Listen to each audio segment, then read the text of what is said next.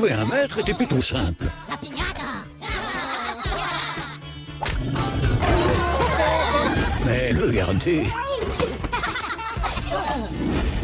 C'est là que les choses se gâtaient. They play very well. They look well after the ball. So now us we just need to be focused about the next week. We are not out of the competition, but we need to be much better next week in the quarterfinal.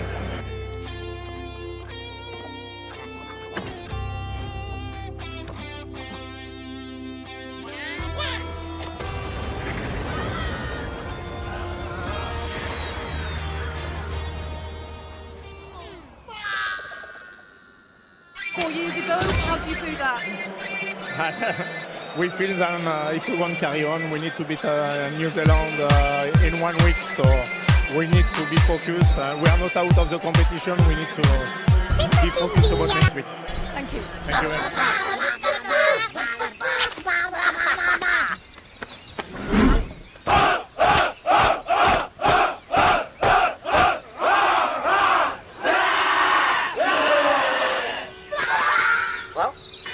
Est-ce qu'il y a de la honte ce soir? En tant qu'entraîneur, bien sûr que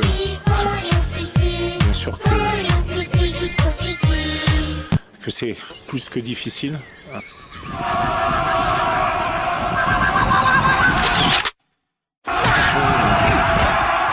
Et nous, on avait du mal à avoir un joueur qui arrivait à hauteur pour continuer la vie de notre mouvement.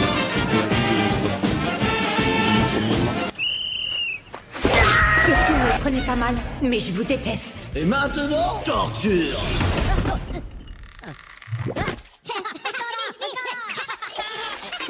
Non les gars, arrêtez, c'est vraiment pas professionnel. Bonjour, je m'appelle Lawrence Dallaglio. Je joue pour l'équipe d'Angleterre. Je n'aime pas la grenouille française, mais j'aime le rugby français. C'est le rugby que tout le monde veut voir. Impossible n'est pas français. Vive les Bleus.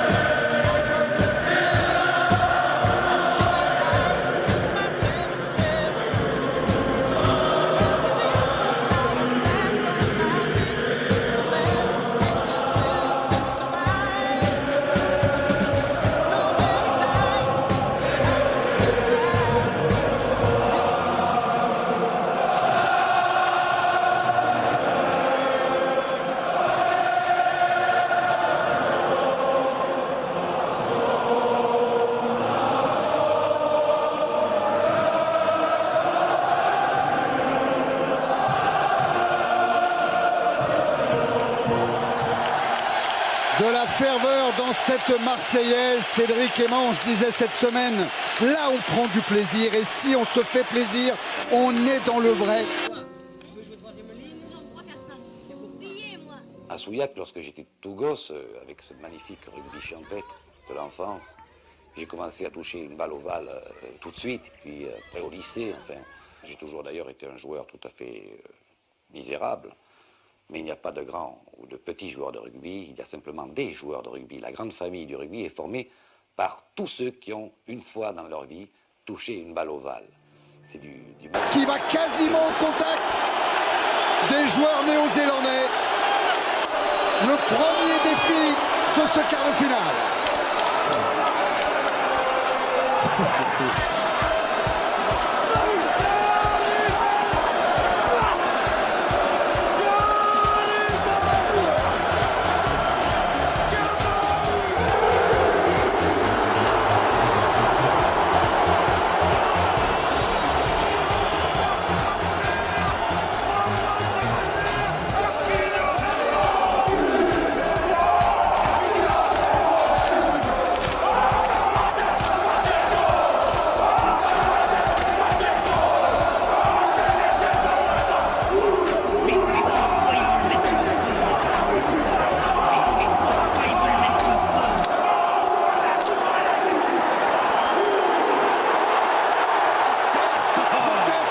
regardez-le dans les yeux.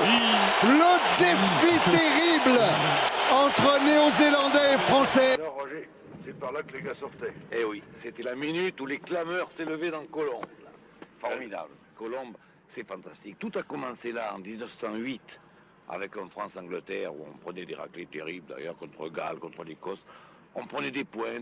Puis peu à peu, les pionniers à moustache du rugby français, à force de prendre des points, ont appris à jouer au rugby au niveau international et même à imposer un style français, rugby à la française.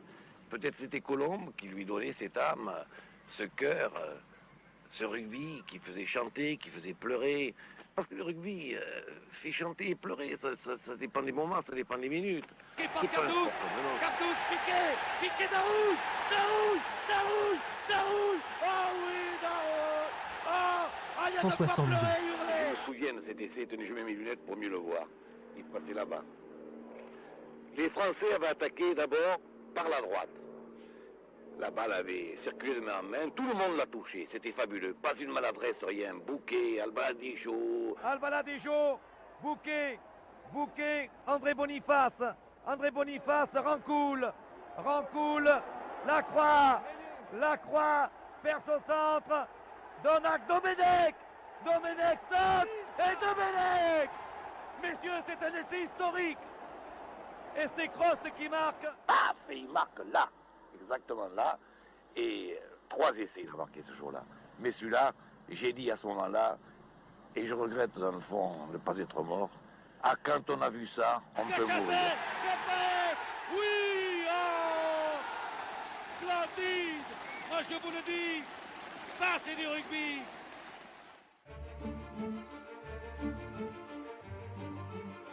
Si j'ai bonne mémoire, Roger Coudert, vous étiez le plus théâtral des commentateurs sportifs.